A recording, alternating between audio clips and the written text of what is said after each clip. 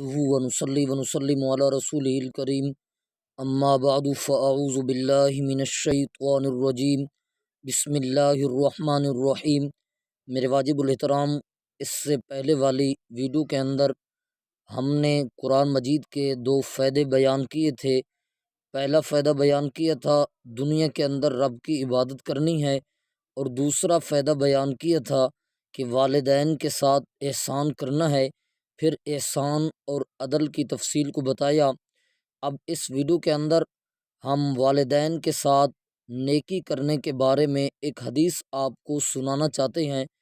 نبی پاک صلی اللہ علیہ وسلم کے صحابی حضرت عبداللہ بن مسعود رضی اللہ تعالیٰ عنہ فرماتے ہیں، میں نے اللہ کے پاک پیغمبر صلی اللہ علیہ وسلم سے پوچھا، یا رسول اللہ صلی اللہ علیہ وسلم، کون سا عمل ہے جو اللہ کے ہاں بہت زیادہ محبوب ہے؟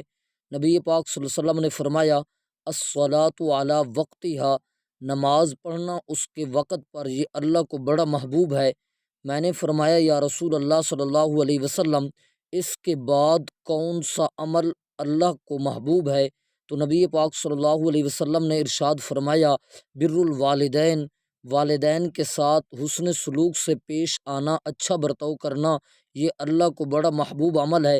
میں نے پھر فرمایا، یا رسول اللہ صلی اللہ علیہ وسلم، اس کے بعد کون سا عمل اللہ کو زیادہ محبوب ہے؟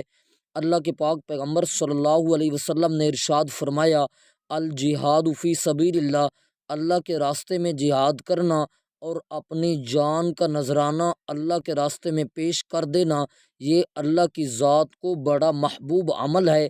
اگر ہمارا میسج آپ کو اچھا لگا، پیغام اچھا لگا، تو ہمارے ویڈیو کو لائک اور شیئر ضرور کرنا۔ جزاکم اللہ خیرہ۔